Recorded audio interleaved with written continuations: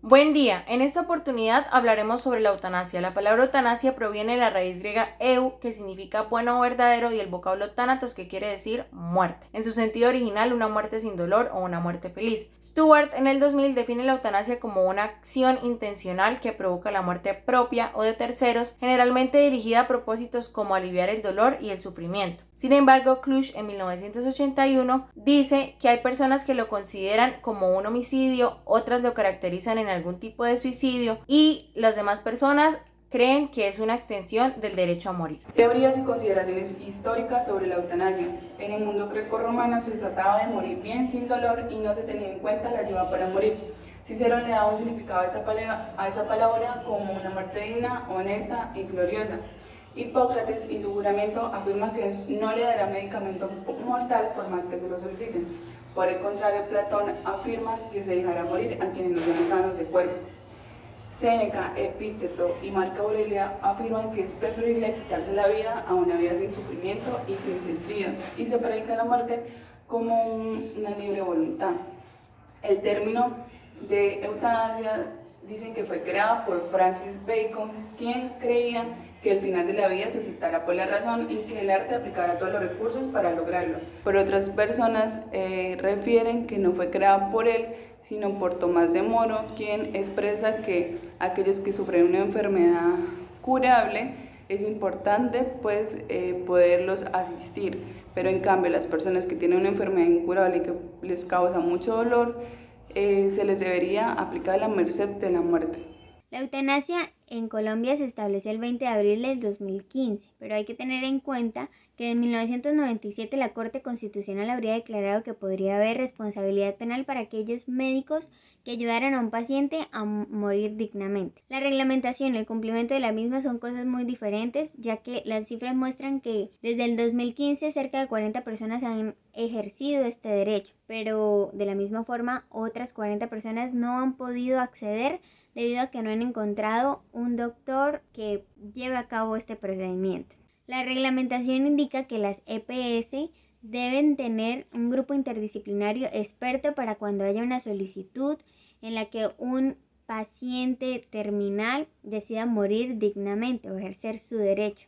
Pero debido a la crisis de salud actual y también a cuestiones morales, algunos doctores impiden el cumplimiento de este derecho por parte de los colombianos, haciéndolo difícil. Pero ¿quiénes pueden acceder a la eutanasia? Bueno, a la eutanasia pueden acceder enfermos mayores de edad en fase terminal que esté dictado por criterios clínicos. También pueden acceder por enfermedades oncológicas o no oncológicas. Y también pueden acceder enfermos que tengan capacidad de decisión y pueden expresarlo de manera verbal o escrita. De allí se excluyen a aquellos pacientes que tengan trastornos psiquiátricos y que esté valorado por algún especialista y también por voluntades anticipadas.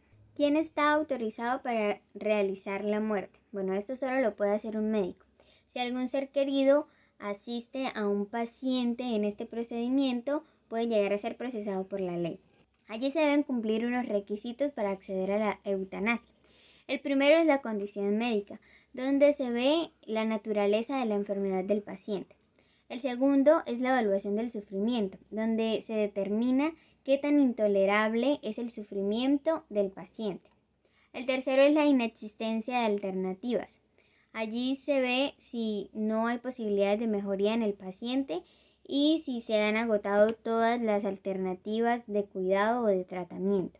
Otro requisito es la persistencia que haya tenido el paciente, es decir, que desde la primera vez que solicitó la muerte de manera digna, en cuántas ocasiones más lo hizo y qué tan reiterativo fue. Otro requisito es la evaluación de la capacidad del paciente para decidir. Entonces, allí un psiquiatra o un psicólogo debe valorar esa capacidad del paciente y determinar si la tomó de manera voluntaria, de manera consciente, y si allí se descarta cualquier trastorno mental que pueda padecer o cualquier incapacidad para tomar decisiones. Esto se debe realizar antes de llevarse a un comité. El siguiente requisito es una segunda valoración, donde allí un comité científico especializado o experto en el tema valoran el caso del paciente y se determina que estén pues todos los requisitos cumplidos. Y por último es la integridad de la evaluación, donde el médico tratante, el comité establecen la evaluación basados en la historia clínica, en la solicitud de manera escrita, la conversación y el examen clínico de manera presencial con el paciente. Y allí pues se puede acceder por último a este derecho. Dilemas éticos de la eutanasia.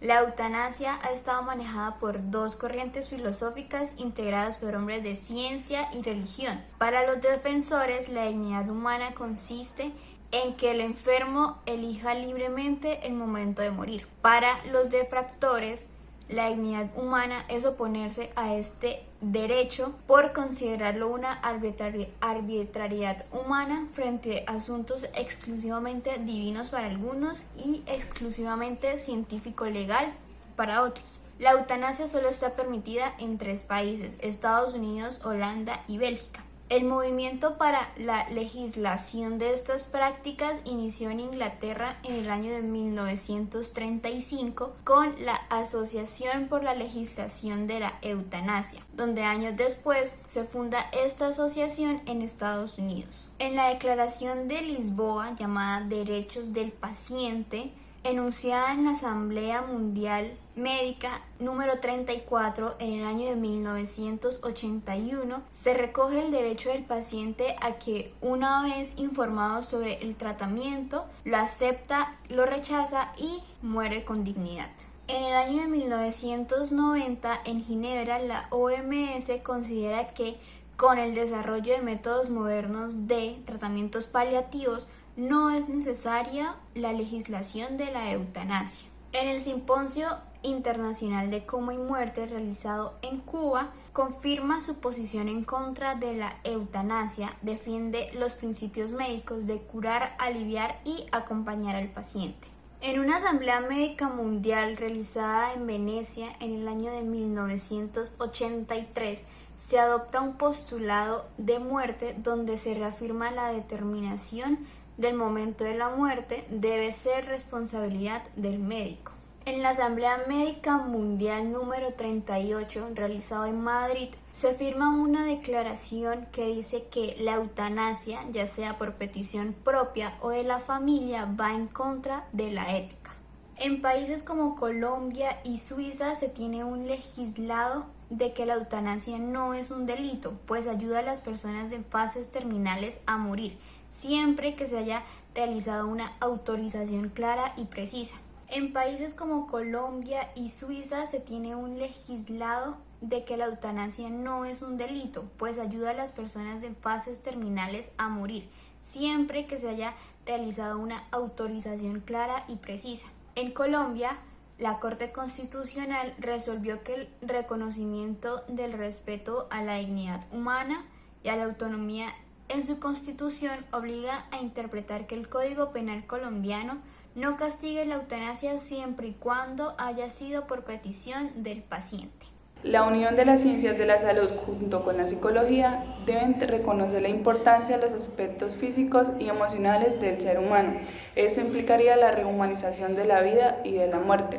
En el tránsito de la enfermedad terminal se debe hacer una valoración del paciente que implica la recolección de datos sobre las funciones cognitivas, la percepción, el afecto, los comportamientos, los pensamientos y el estado de ánimo. De esta forma se logra obtener un diagnóstico completo e integral que da cuenta de la evolución de la enfermedad y de las posibilidades de respuesta a los tratamientos. Es importante que el psicólogo ayude a brindar un estado de bienestar y de confort, la preservación de la dignidad del paciente, el apoyo emocional y el control de los síntomas. Con respecto a la familia, el rol del psicólogo es importante, pues funciona como un soporte emocional para el afrontamiento de la enfermedad y la muerte. De igual manera desempeña el papel de mediador entre el paciente y los familiares, pues se encarga de crear estrategias a partir de los recursos existentes en pro del bienestar de todos, especialmente del paciente. Y además se encarga de generar espacios de comunicación que permitan a cada uno expresar y sanar el dolor que deja la pérdida.